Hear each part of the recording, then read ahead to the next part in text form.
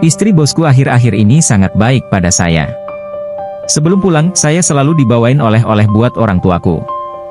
Anehnya lagi istri bosku selalu berpakaian minim setiap sore hari di depanku. Sebagai laki-laki normal, hasrat terpendamku selalu bergejolak ketika melihat pemandangan itu. Suami bosku memang jarang di rumah, bosku adalah pengusaha sukses di pertambangan. Ibu Lia yang sekarang jadi ibu bosku adalah istri siri dari Pak Dharma. Suatu malam, saya diminta bantuan oleh Ibu Lia. Ibu Lia mendesah dengan begitu kuatnya ketika bantuanku menyambar ladang milik Bu Lia. Aku pun juga sudah lupa daratan, ladang yang seharusnya digarap Pak Dharma, saya ikut-ikutan menggarapnya. Menggarap ladang milik Bu Lia mendatangkan kenikmatan luar biasa. Bagaimana cerita selengkapnya? Yuk ikuti video berikut ini ya.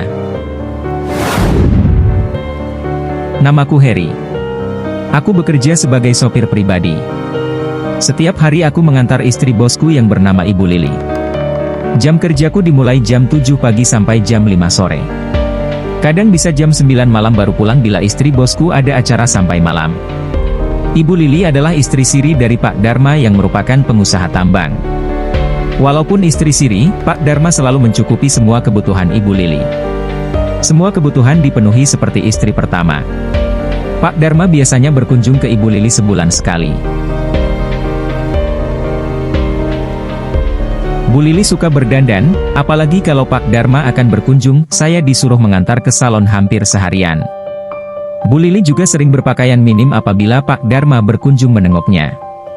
Kadang saya sebagai sopir, melihat Bu Lili berpakaian mini, gejolak laki-laki saya timbul meronta-ronta. Bu Lili masih muda, cantik dan sedikit binal.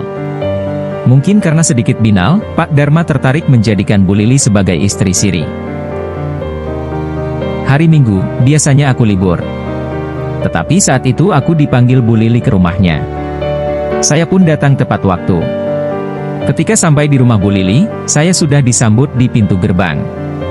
Saya kaget Bu Lili berpakaian mini, cuma pakai daster tipis, setipis kulit ari. Bagian-bagian sensitif Bu Lili terlihat samar-samar di balik dasternya. Bu Lili menyuruh saya masuk dan duduk di ruang tengah. Kemudian Bu Lili mengambilkan segelas teh untuk saya. Tidak biasanya, Bu Lili sebaik ini, kalau saya butuh minum, Bu Lili menyuruh ambil sendiri. Ketika sedang menaruh teh di meja, ketika Bu Lili sedikit bungkuk, mata saya tiba-tiba melihat gunung kembar yang menyeruak di balik dasternya. Pemandangan yang benar-benar menakjubkan. Bu Lili bilang, hari ini akan pergi ke saudaranya.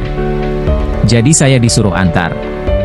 Bu Lili akan mandi dulu dan saya dimintai tolong mengecek lampu kamarnya yang mati. Kemudian saya masuk kamar tidur Bu Lili yang cukup luas, saya cek lampu yang katanya mati. Lampu itu ternyata sudah mati cukup lama. Bu Lili mandi di kamar mandi yang terletak di dalam kamar tidur itu, Bu Lili bilang jangan pergi dulu. Ketika keluar dari kamar mandi, saya kaget bukan kepalang, Bu Lili hanya berbalut handuk. Mata saya tertegun dan jiwa laki-laki saya berontak dengan keras. Terongku naik turun di balik celanaku. Bu Lili berkata sambil tersenyum, tenang Heri, aku tahu apa yang terjadi di dalam dirimu. Sebentar lagi semua impianmu bakal terwujud. Bu Lili kemudian menutup kamar tidur dan mengunci. Maka terjadilah peristiwa yang sangat nikmat bagimu. Bu Lili memberikan kesempatan kepada saya untuk mencangkul ladangnya sepuas-puasnya.